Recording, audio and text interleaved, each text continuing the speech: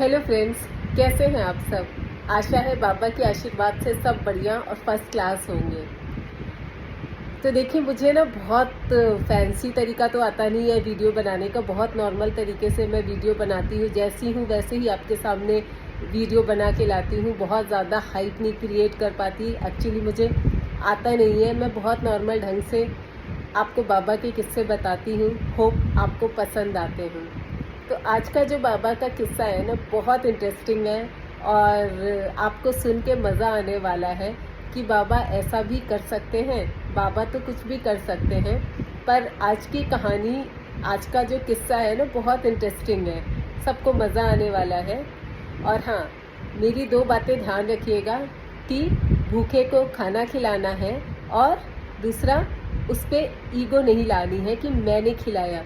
मैं शब्द जहाँ आया ना, वहीं पे अहंकार आता है और अहंकार से भगवान कभी प्रसन्न नहीं होते हैं। तो कभी भी अहंकार मत आने दीजिएगा। मैं ये कर रहा हूँ, मैं वो कर रहा हूँ, ऐसा कभी दिल में लाइएगा भी मत। जो कर रहे हैं सब ईश्वर कर रहे हैं, सब भगवान की कृपा है जो आप कर रहे हैं। आपका अपना कुछ भी नहीं है, सब भगवान की देन है। तो इसलिए कभी भी अहंकार, मैं शब्द अपने अंदर मत आने दीजिएगा। इस नाम से अहंकार मत करिएगा। तो चलिए, आपका टाइम वेस्ट किए बिना एक बहुत ही इंटरेस्टिंग किस्सा सुनाती हूँ।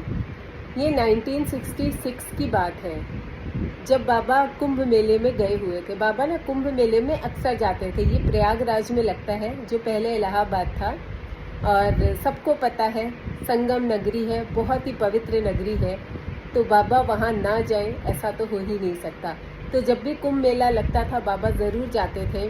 और आज भी वहाँ सैकड़ों भक्त कुंभ मेला में आते हैं और संगम में स्नान करके अपने आप को पवित्र करते हैं। कहते हैं ना, संगम में स्नान कर लिया तो सारे पाप आपके मिट जाते हैं। तो बाबा भी जाते थे वहाँ पे। तो एक दिन की बात है कि बाबा अपने भक्तों को दर्शन दे रहे थे। बाबा वहाँ पे जाकर अपना भक्तों को जो भी प्रवचन होता था, अच्छी बातें सिखाते थे। तो बहुत भीड़ होती थी बाबा के दर्शन के लिए वहाँ पे। तो एक बार बाबा भगवान की बातें अपने भक्तों को बता रहे थे। तो एक ब्रह्मचारी बाबा थे उसमें से। और उस समय ना बहुत ठंड का मौसम था। आपको पता है कि कितनी ठंड पड़ती है। दिल्ली, प्रयागराज, इन सब सारे नॉर्थ में बहुत ठंड, एक्सट्रीम कोल्ड होता है।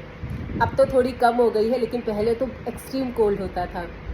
तो बाबा अपने भक्तों को भगवान जी के बारे में बता रहे थे। और ब्रह्मचारी बाबा को लगा कि बहुत ठंड हो रही है, क्यों ना थोड़ी सी चाय पी जाए। ठंड में मन करता है ना चाय कॉफ़ी पीने का। तो ब्रह्मचारी बाबा को भी मन कर रहा था। तो उन्होंने एक डेवोटी, जो एक भक्त था, उसके कान में फुसफुसाया कि चाय मिल जाती तो मज़ा आ जाता। अब ये बात बाबा सुन लिए। बाबा क्या है, किसी के दिल की बात भी जान लेते थे। तो बाबा को लगा कि इनको चाय पीनी है। पर वो बहुत टेंशन में थे ब्रह्मचारी बाबा कि चाय की पत्ती, चीनी सब था, लेकिन दूध नहीं था। अब काली चाय सबको पीने का शौक तो है नहीं दूध की चाय ही अच्छी लगती है। तो बाबा ने सुन ली ये बात और ब्रह्मचारी बाबा से उन्होंने कहा कि ऐसा करो, तुम गंगा मैया, वहाँ पे संगम में तो गंगा माँ है, गंगा माँ में बकेट लेकर के जाओ और वहाँ से 2 बकेट भर के ले आओ। वहाँ से 2 बकेट भर के दूध ले आओ। सोचिए, गंगा मैया में जाओ और 2 बकेट भर के दूध ले आओ और गंगा मैया को ये प्रॉमिस करना कि कल मैं लौटा दूंगा। अब ब्रह्मचारी बाबा की बात कैसे टाल सकते थे। उन्होंने उनकी आज्ञा का पालन किया और बकेट लेके गंगा माँ के पास गए। वहाँ पे उन्होंने 2 बकेट पानी भरा और ले आए। बाबा ने कहा, इस पानी को ढक करके रख दो। उन्होंने दोनों बकेट ढक करके रख दी और बाबा ने कहा, चाय बनाओ। आपको चाय पीने का मन है सबको? सबने हाँ कहा, क्योंकि ठंड बहुत थी। अब ब्रह्मचारी बाबा चाय बनाने में लग गए, लेकिन मन ही मन सोच रहे थे कि चाय बनेगी कैसे, दूध तो है ही नहीं। अब उनके मन में ये सारी चीज़ें आ रही थी, लेकिन फिर भी इसी टेंशन के साथ उन्होंने पानी चढ़ा दिया पत्ती डाल दी, चीनी डाल दी। अब सोच रहे थे अब क्या करूं क्योंकि दूध तो है नहीं। फिर उनका ऐसा ही मूड किया कि चलो ये बकेट खोलता हूँ, जो गंगा माँ से वो भर के लाए थे ना पानी। तो उन्होंने जैसे ही उसकी प्लेट हटाई, उसका ढक्कन हटाया, तो देखा वो दोनों बकेट दूध से भरे हुए थे। ये देख के ब्रह्मचारी बाबा के तो होश ही उड़ गए और मन ही मन सोचने लगे, बाबा आपकी क्या लीला है, आप क्या करते हो। आपको अपने भक्त की बातें समझ में आ गई, उसके मन की बातें जान गए और ये देखिए पानी लेके आए थे गंगा मैया से और वो दूध बन गई। है ना चमत्कार बाबा का। और फिर उन्होंने चाय बनाई, सब ने दिल खोल के बहुत अच्छे से चाय पी, अपनी ठंड भगाई क्योंकि ठंड बहुत थी। और फिर अगले दिन जैसे कि बाबा ने कहा था, दूध जब आया नेक्स्ट डे तो बाल्टी भर दूध ले जाके उन्होंने जैसा कि प्रॉमिस किया था गंगा मैया को अर्पण कर दिया। अब है न ये बाबा का चमत्कार। मैं इसीलिए आपसे कहती हूँ कि बाबा मन की बातें सुनते हैं, भक्तों की बातें सुनते हैं। तो बाबा पे अटूट विश्वास रखिए, वो कब किस रूप में मदद करेंगे ना आप जान भी नहीं पाएंगे।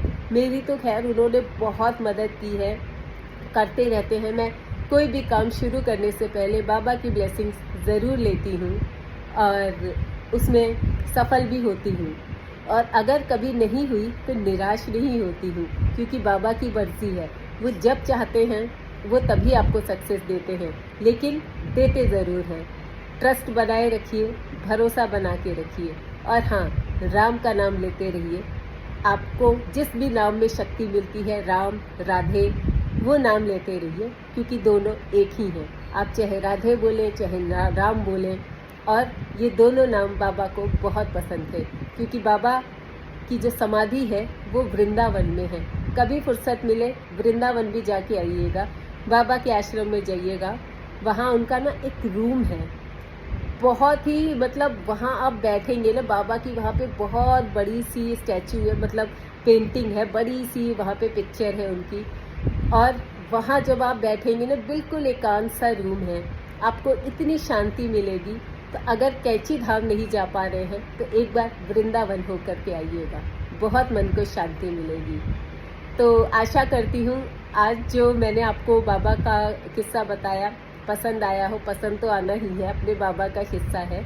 तो चैनल को प्लीज़ सब्सक्राइब करिएगा और हाँ, मैं हमेशा कहती हूँ कमेंट ज़रूर करिएगा ताकि मुझे समझ में आए कि हाँ, मेरे कहने से आपको कोई मोटिवेशन मिल भी रहा है कि नहीं। तो चलिए आज के लिए, और आप सब अपना ध्यान रखिएगा और बाबा की ब्लेसिंग्स आपके साथ है, भूलिएगा मत।